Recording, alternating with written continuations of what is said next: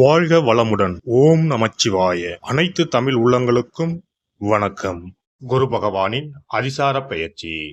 குரு பகவான் 12 ராசிகளுக்கும் அற்புதமான பலன்களை தன் ஸ்தான பலத்தாலும் அருட்பார்வையாலும் அள்ளி வழங்குபவர். அதனால்தான் குரு பார்க்க கோடி நன்மை என்பார்கள். குருவின் திருவருள் சகல மங்களங்களையும் சுபிட்சத்தையும் அளிக்கும். குரு பிரம்மா, குரு விஷ்ணு, குரு தேவோ மகேஸ்வரக, குரு சாஸ்தாத் பரபிரம்மா, தஸ்மை ஸ்ரீ குருவே நம என்கிற மந்திரத்தை சொல்லி குருவை வணங்க நன்மைகள் தேடி வரும். ஒரு ஜாதகத்தில் ஏராளமான தோஷங்கள் கெடுக்கும் நிலையில் இருந்தாலும் கூட அப்படி தோஷம் ஏற்படுத்தக்கூடிய கிரகத்துக்கு குருவின் பார்வையோ தொடர்போ இருந்தால் அது கெடுதல்களை செய்யாது என்பது சிறப்பு. அப்படிப்பட்ட குரு பகவான் ஆண்டுக்கு ஒரு முறை ஒரு ராசியில் இருந்து அடுத்த ராசிக்கு பெயர்வார். சில நேரங்களில் அதிசாரமாகவும் வக்கரமாகவும் முன்னும் பின்னும் உள்ள ராசிகளுக்கு குரு பகவான் சஞ்சாரம் செய்வதும் உண்டு. அந்த வகையில் தற்போது தன் பகை வீடான மிதுன ராசியில் சஞ்சாரம் செய்யும் குரு பகவான் அதிசாரமாக கடகராசியில் பிரவேசித்து உச்சமடைய போகிறார். வரும் அக்டோபர் மாதம் 18ஆம் தேதி கடகத்தில் பிரவேசிக்கும் குரு பகவான் டிசம்பர் 5ஆம் தேதி வரை அங்கேயே தங்கியிருந்து பலன் தரப்போகிறார். அதன் பின் வக்கரமடைந்து மிதுன ராசிக்கு திரும்புவார். இதில் குரு பகவானின் அதிசார காலம் மட்டும் என எடுத்துக்கொண்டால் 48 நாட்களுக்கு குரு கடகத்தில் பூர்ணமாக சஞ்சரித்து அற்புதமான பலன்களை தரப்போகிறார். அடுத்த ஆண்டு நிகழும் குரு பெயர்ச்சிக்கு பின்னர் ஓராண்டு உங்கள் வாழ்க்கை எப்படி இருக்கும் என்பதற்கான முன்னோட்டமாக இந்த 48 நாட்களும் அமையும் என்றால் அது மிக இல்லை.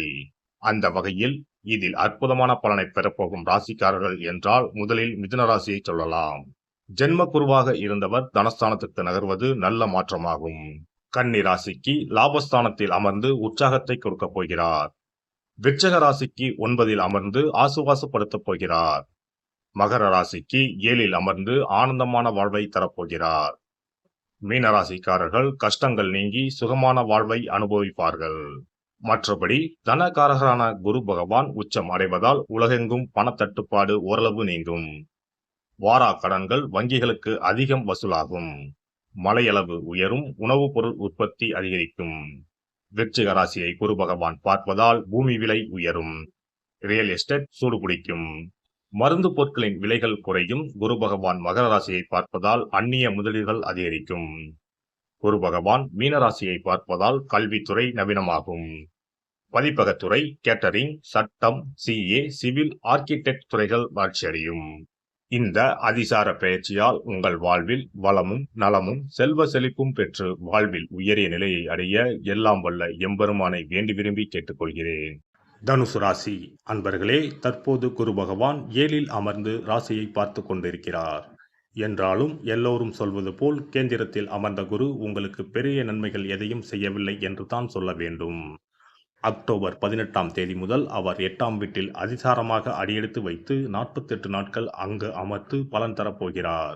ராசிநாதன் அஷ்டமத்தில் மறைவதால் எப்படிப்பட்ட பலன்கள் கிடைக்குமோ என்று அஞ்ச வேண்டாம். உங்கள் ராசிநாதன் கடகத்தில் உச்சமடைகிறார் என்பதை மறக்க வேண்டாம். அதிசாரத்தில் உச்சமடைவதால் திடீர் யோக அமைப்புகளை உங்களுக்கு குரு பகவான் தருவார். 8ஆம் இடம் சுபத்துவம் அடைவதால் வெளிநாடு வெளிமாநில வேலைக்கு காத்திருந்தவர்களுக்கு நல்ல செய்தி கிடைக்கும். பயணங்கள் அதிகரிக்கும். அதன் மூலம் ஆதாயமும் கிடைக்கும். என்றாலும் ஆரோக்கியத்தில் அக்கறை காட்டுவது நல்லது. இரவில் பயணங்களை தவிர்க்க பாருங்கள். யாருக்கும் ஜாமீன் கையெழுத்து போட வேண்டாம். குரு பகவான் உங்கள் ராசிக்கு 2ஆம் இடத்தை பார்ப்பதால் பேச்சில் இனிமை கூடும். பலகாலமாக முடியாத விஷயங்களை கூட அதிசார குரு காலகட்டத்தில் பேசியே சாதிப்பீர்கள். பேச்சால் புதிய நட்புகளை ஈர்ப்பீர்கள். குடும்பத்தில் ஒற்றுமை உண்டாகும். எதிர்பார்த்த பணவரவு உண்டாகும். குரு பகவான் 4ஆம் வீட்டை பார்ப்பதால் இதுவரையிலும் ஏதேனும் காரணங்களால் நின்று போன வீடு கட்டும் பணியை மீண்டும் தொடர்வீர்கள். எதிர்பார்த்த அப்ரூவல் கிடைக்க வாய்ப்பு உள்ளது. உங்கள் பட்ஜெட்டுக்கு தகுந்த சொத்து அமைய வாய்ப்பு உண்டு. வீடு கட்ட எதிர்பார்த்த வங்கி கடன் உதவியும் கிடைக்கும். தாயார் வழியில் எதிர்பாராத நன்மைகள் நடக்க வாய்ப்புண்டு. தாய் வழியில் இருந்து வந்த தொல்லைகளும் விலகும். உங்களில் பலர் வண்டி வாகனம் வாங்கி மகிழ்வீர்கள். பூர்வீக சொத்து பிரச்சனைகள் விலகி உங்கள் கைக்கு வந்து சேர வாய்ப்புகள் உண்டாகும். 12ஆம் வீட்டை குரு பகவான் பார்ப்பதால் சுப செலவுகள் அதிகரிக்கும். இந்த காலகட்டத்தில் நீண்ட நாட்களாக செல்ல நினைத்த கோயில்களுக்கு சென்று தரிசனம் செய்து வருவீர்கள். புண்ணிய யாத்திரைகள் மனதிற்கு மகிழ்ச்சி தரும். நீண்ட நாள் மனதில் எண்ணியிருந்த பிரார்த்தனைகளை நிறைவேற்றுவீர்கள். குலதெய்வ கோவிலை புதுப்பிக்கும் பணியில் ஈடுபாடு உண்டாகும். நிம்மதியான தூக்கம் வரும். மொத்தத்தில் இந்த அதிசார குரு பெயர்ச்சி பூராட நட்சத்திரக்காரர்களுக்கு அபரிமிதமான நற்பலன்களை வழங்கும். மூலம், உத்திராடம் ஆகிய நட்சத்திரக்காரர்களுக்கு ஓரளவு நற்பலன்கள் உண்டாகும். நவக்கிரக குருவுக்கு வஸ்திரம் சமர்ப்பித்து அர்ச்சனை செய்து வழிபட்டு வாருங்கள். வாய்ப்பு இருப்பவர்கள் அருகில் இருக்கும் குருஸ்தலத்திற்கு சென்று வாருங்கள். அன்னதானம் செய்யுங்கள். குரு பகவான் நற்பலன்களை அள்ளி கொடுப்பார். சிறப்பு தொகுப்பு: தோஷங்களை நீக்கும் கற்பூர பரிகாரம். வாஸ்து சாஸ்திரங்களின்படி வாழ்க்கையில் மகிழ்ச்சியையும் செழிப்பையும் கொண்டு வர பல வழிகள் உள்ளன. வருமானம் பெருக, வீட்டில் உள்ள கண் திருஷ்டி நீங்க, வேலை கிடைக்க, பல சுப பலன்கள் கிடைக்க சிறு விஷயம் செய்தால் எல்லாம் நல்லபடியாக நடக்கும். வாஸ்துப்படி கற்பூரம் மற்றும் கிராம்பு எரிப்பது பல பிரச்சனைகளை சமாளிக்கும். இரவில் கிராம்பு வைத்து கற்பூரம் கொளுத்துங்கள். ஆசைகளை நிறைவேற்றும் சக்தி கற்பூரத்திற்கு உண்டு. உங்கள் விருப்பம் நன்றாக இருந்தால் அது நிச்சயம் நிறைவேறும். பண பிரச்சனைகளில் இருந்து விடுபட சனிக்கிழமை இரவு படுக்கைக்கு செல்வதற்கு முன் கிராம்பு மற்றும் கற்பூரத்தை வெள்ளி கிண்ணத்தில் எரிக்கவும். இப்படி செய்தால் பண பற்றாக்குறையை போக்கலாம்.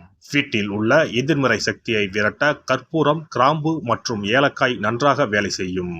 இவை தீய சக்திகளை வீட்டில் இருந்து விலக்கி வைக்கும். கற்பூரம், 5 ஏலக்காய், 5 கிராம்பு ஆகியவற்றை ஒரு பாத்திரத்தில் எடுத்து எரிக்கவும். முதலில் பூஜை அறையில் வைத்து எரித்துவிட்டு அந்த புகையை வீட்டின் மூலை முடுக்கெல்லாம் பரவவிட வேண்டும். இவ்வாறு செய்வதன் மூலம் வீட்டில் அமைதி உண்டாகும். கண் திருஷ்டி நீங்கும்.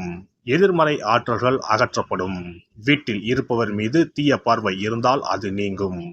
இவற்றை எரிப்பதன் மூலம் வீட்டில் உள்ள எந்த நோய்வாய்ப்பட்ட நபரின் உடலில் இருந்தும் அந்த பிரச்சனைகள் நீங்கும். ஆரோக்கியம் மேம்படும். சனிக்கிழமை அன்று மாலை வீட்டில் கிராம்பு மற்றும் கற்பூரத்தை எரிப்பது குடும்ப உறுப்பினர்களுக்கு மகிழ்ச்சியையும் அன்பையும் தரும். எல்லோரும் மகிழ்ச்சியாக இருப்பார்கள். எதிரிகளிடமிருந்து விடுபடுவார்கள். மேலும் கிராம்பு மற்றும் கற்பூரத்தை எரித்து வர வீட்டில் உள்ள பிணக்குகள் நீங்கும். சில சமயங்களில் நீங்கள் எவ்வளவு முயற்சி செய்தாலும் உங்கள் தொழிலில் வெற்றி பெற முடியாது. இது போன்ற சமயங்களில் கற்பூரத்துடன் இந்த தீர்வை முயற்சிக்கவும். இந்த அணுகுமுறை நீங்கள் விரும்பிய வெற்றியை தரும். வேலை நேர்காணலுக்கு செல்லும் போது கற்பூரம் மற்றும் கிராம்பு எரிப்பது நல்லது. மேலும் 2 கிராம்புகளை வாயில் போட்டுவிட்டு வெளியே செல்லவும். நேர்காணலுக்கு செல்வதற்கு முன் அவற்றை அசைக்கவும். இப்படி செய்தால் வேலை கிடைக்கும். தொழிலில் முன்னேற்றம் ஏற்படும். கடுகு எண்ணெயில் 2 கிராம்புகளை போட்டு காலையில் கடவுளுக்கு அருகில் தீபம் ஏற்றவும். அதன் பிறகு நேர்காணலில் கலந்து கொள்ளுங்கள். இவ்வாறு செய்வதன் மூலம் தொழிலில் உள்ள தடைகள் அனைத்தும் நீங்கும். நல்ல வேலை கிடைக்கும். திருமண உறவில் சிக்கல் இருந்தால் வெள்ளி அல்லது வேறு ஏதேனும் பாத்திரத்தில் கற்பூரத்தை எரிக்கவும். அறையின் மூலையில் 2 கற்பூரங்களை வைக்க வேண்டும். இவ்வாறு செய்வதன் மூலம் தம்பதிகளிடையே ஒற்றுமை அதிகரிக்கும். மேலும் இரவில் கற்பூரம் மற்றும் கிராம்புகளை எரிப்பதால் வாழ்வில் உள்ள தடைகள் நீங்கும். 6 கற்பூரம் மற்றும் 36 கிராம்புகளை எடுத்து வீட்டில் தூவி வர உங்கள் திருமண வாழ்க்கையில் உள்ள தடைகள் நீங்கும். எந்த ஒரு பரிகாரமாக இருந்தாலும் அதை முழு மனதோடு தெய்வ நம்பிக்கையோடு தொடர்ந்து செய்து வந்தால் மட்டுமே பலன் கிடைக்கும். எனவே நம்பிக்கையோடு செய்து பலனை பெறுங்கள். நல்லதே நடக்கும். எல்லாம் வல்ல இறையருளால் நீங்களும் உங்கள் அன்பு குடும்பமும் உடல் நலம், நீளாயுள், நிறை செல்வம், உயர் புகழ், மெய்ஞானம் ஓங்கி வாழ்க வளமுடன்.